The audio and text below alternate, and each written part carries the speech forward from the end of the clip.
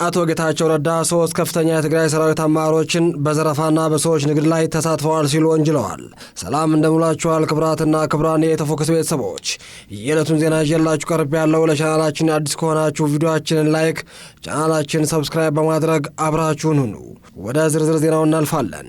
አቶ ጌታቸው ረዳ ሶስት ከፍተኛ የትግራይ ሰራዊት አመራሮችን በዘረፋና በሰዎች ንግድ ላይ ተሳትፈዋል ሲሉ ወንጅለዋል።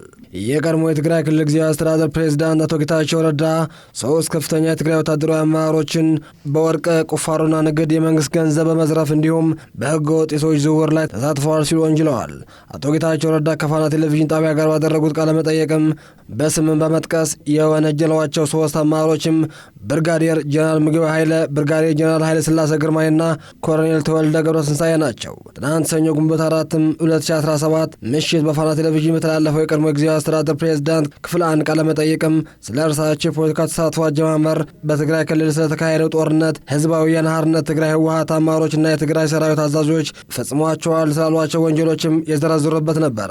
አቶ ጌታቸው ረዳ ተፈጽመዋል ካሏቸው ወንጀሎች ቅድሚያ የሰጡት ለወርቅ ንግድ ነው። በትግራይ ክልል በህገወጥ መንገድ የሚካሄደው የወርቅ ንግድ የተጀመረው ህወሓትና የኢትዮጵያ መንግስት በፕሪቶሪያ ስምምነት ከተፈራረሙ ከጥቅምት 2015 በኋላ የሚመስለው በርካታ ሰው እንዳለ አቶ ጌታቸው ረዳ በቃለ መጠይቃቸው ላይ አንስተዋል። ሆኖም በክልሉ ህገወጥ የወርቅ ቁፋሮ ሆነ ንግድ የተጀመረው የትግራይ ጦርነት የተካሄደ በነበረበት ወቅት ጭምር እንደሆነ የቀድሞ ጊዜያዊ አስተዳደሩ ፕሬዝዳንት ይፋ አድርገዋል። ጦርነቱ ውስጥ በአንድም ሆነ በሌላ መንገድ እኔ ያመንኩበትን ነው ያካሄድኩት፣ ያመንኩበት ትግል ነው ያካሄድኩት ብዬ ነው የማምነው። በዚያ በማምንበት ትግል ውስጥም የትግራይ አጀንዳ ይዘው የታገሉ ብዙ የጦር መኮንኖች አሉ። ለሰሩ ስራ ክብር አለኝ።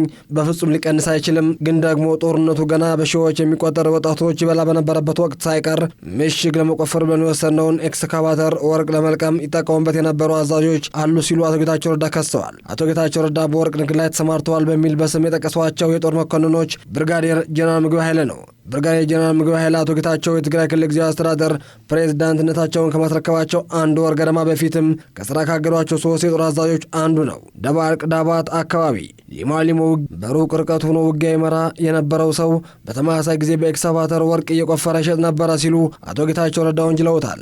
በወርቅ ንግድ ውስጥ የገባ በትግራይ ነጻነት አሁንም እስከ መጨረሻ ሰዋለው እያለ የሚፎከር ጀነራል አለ። ወርቅ ንግድ ውስጥ ነው ያለው መባል አለበት ሲሉም በዚህ ድርጊት የተሳተፉ የጦር መኮንኖች ተጠያቂ መሆን እንዳለባቸው አሳስበዋል። እነ ምግበይ የሰሩት ጀግነት የወጣት መስዋዕትነት መሰረት ተደርጎ የመጣ ጀግነት ነው። እነዚያ ወጣቶችን ለስደት የሚዳረግ ደረጃ ወደ ተራ የወርቅ ንግድ ገብተው ሲያበቁ የስርቆት ተግባራቸውን የትግራይ ግዛት አንድነት የማረጋገጥ አድርገው እንደገና ሌላ መስዋዕትነት ይህን ወጣት ሊዳርጉ እየተንቀሳቀሱ ነው ሲሉ አቶ ጌታቸው ረዳ ከሰዋል። ይህ እንቅስቃሴ በትግራይ ወጣት መስዋዕትነት እናድናለን የሚል አስተሳሰብ የወለደው ነው ብለዋል። አቶ ጌታቸው ረዳ በዚህ ቃለ መጠይቃቸውም በስም በመጥቀስ ሌላኛው ወታደራዊ አመራር ብርጋዴር ጀነራል ኃይለ ሥላሴ ግርማይ ወድንበይታይ ናቸው። ብርጋዴር ጀነራል ኃይለ ሥላሴ 2014 ዓ.ም የትግራይ ኃይሎች ኮምቦልቻ በተቆጣጠሩበት ወቅት በመንግስት ባንኮች ውስጥ የነበረው ገንዘብ እንዲሰበስቡ ከተመደቡ ሰዎች መካከል አንዱ እንደነበሩ አቶ ጌታቸው ረዳ አስታውሰዋል።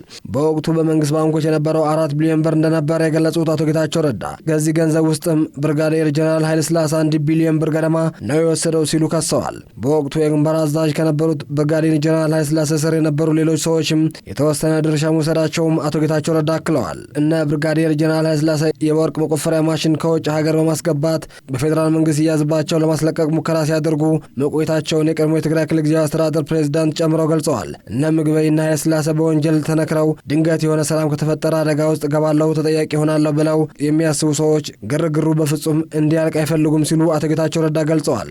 በትግራይ ጦርነት ወቅትም ከፍተኛ ተሳትፎ የነበራቸው አቶ ጌታቸው ረዳ የትግራይ ሰራዊት የመረጃ ኃላፊ የነበሩት ኮሎኔል ተወልደ ገብረትንሳኤ ተወልደ አንበብ በህገወጥ ሰዎች ዝውውር በነበራቸው ሚና ጥያቄ አድርጓቸዋል። በቅርቡ ከሀገር እንደወጡ የተነገረላቸው ኮሎኔል ተወልደ ኤርትራውያንን እንደ ንብረት ይሸጡ ከነበሩ ሰዎች አንዱ እንደነበሩ አቶ ጌታቸው ረዳ በቃለ መጠይቃቸው ላይ ጠቅሰዋል። በትግራይ በኩል የነበረው ዓላማ የኤርትራ ሰራዊት ለማፍረስ ሰዎች እንዲመጡ ማድረግ የሚል እንደነበር የጠቆሙትም አቶ ጌታቸው ረዳ ይህ ዘመቻን በኋላ ላይ ገንዘብ ያላቸው ኤርትራውያን ወደ ማፈን፣ ማገትና መሸጥ መቀየሩ አስረድተዋል። ኤርትራውያን ወጣቶችም ከተያዙ በኋላ በውጭ ሀገራት ቤተሰቦቻቸው ያላቸው በመለየት አንዳንዱ ሰው በትንሹ $4,000 እንዲያስገባ ይደረግ እንደነበርም አቶ ጌታቸው ጌታቸው ረዳ ገልጸዋል። ይህን አካሄድ በመጠቀም የውጭ አካውንት ከፍተው በሺ የሚቆጠሩ ሰዎችን እያገቱ ኤርትራውያን የሚሸጡ የትግራይ ሰራዊት አመራሮች እንደነበሩ በጦርነቱ ወቅትም የሴንትራል ኮማንድ አባል የነበሩት አቶ ጌታቸው ረዳ ተናግረዋል። ይህ በኤርትራውያን ላይ ሲካሄድ የቆየው ህገወጥ ሰዎች ዝውውር በስተመጨረሻ ወደ ትግራይ ተወላጆችን መዛወሩን አመላክተዋል። የሰዎች ዝውውር ንግድ ተጣጥፎ እንደቀጠለ የሚያደርጉ ሰዎች አሁንም እንዳሉ የገለጹት አቶ ጌታቸው ረዳ በዚህ አካሄድ የኤርትራ ሰራዊት ማፍረስ አይቻልም ብለዋል። ምክንያቱም ገንዘብ ያለው ሰው ነው ሊወጣ የሚችለው። ወጣቶች መዋጋት የማይፈልጉ ግን ደግሞ ታፍነው ገንዘብ አወርዱ እንዳይባሉ ስቃይ ውስጥ እንዲቀጥሉ የተደረጉ አሉ ሲሉ ሁኔታውን አስከፊነት አስረድተዋል። አቶ ጌታቸው ረዳ በትግራይ ወታደራዊ አመራር ተፈጽሟል ካሏቸው ወንጀሎች ጀርባ የፖለቲካ አመራሩ እጅ ያለበት ሲሉም አክለዋል። ከእነዚህ ወንጀሎች ጋር ተያይዞም መረጃዎች እርሳቸው በጊዜያዊ አስተዳደር ፕሬዝዳንት በነበሩበት ወቅት መሰብሰቡና የተደራጀ ሰነድ እንዳለም አቶ ጌታቸው ረዳ ጠቁመዋል። ይህ ሰነድ ለክልሉ ፍትህ ቢሮ፣ ጸረ ሙስና ኮሚሽንና ፖሊስ ኮሚሽን እንደቀረበ ማክለው ይህን ለማስፈጸም ኃላፊነት የሚሰጣቸው ሰዎች የእኔ ሰዎች ናቸው፣ የጸጥታ አመራሮች ናቸው። የጸጥታ አመራሩ ባህሪው ጥፋት ያጠፋም ያላጠፋም የመተጋገዝ ባህሪ ያለው ብለዋል አቶ ጌታቸው ረዳ። በወንጀል ተጠያቂ የሆኑ ሰዎችም እርምጃ ሳይወሰድባቸው የቀረው በጸጥታ አመራሩ እምቢተኝነት መሆኑ አቶ ጌታቸው ረዳ ተናግረዋል። ይህ ለማስፈጸም ኃላፊነት የሚሰጣቸው ሰዎች የእኔ ሰዎች ናቸው፣ ጸጥታ አመራሮች ናቸው። የጸጥታ አመራር ባህሪው ጥፋት ያጠፋውን ያላጠፋውን የመተጋገዝ ባህሪ ያለው ሲሉ የህግ ማስከበር እርምጃው እስካሁን ተግባራዊ ያተደረገበት ምክንያትም አብራርተዋል። ክቡራትና ክቡራን የኢትዮፎክስ ቤተሰቦች የዕለቱን ዜና በዚህ ቋጨን። ቀጣይም በሌላ ፕሮግራም እስክንገናኝ ቸር ቆዩ።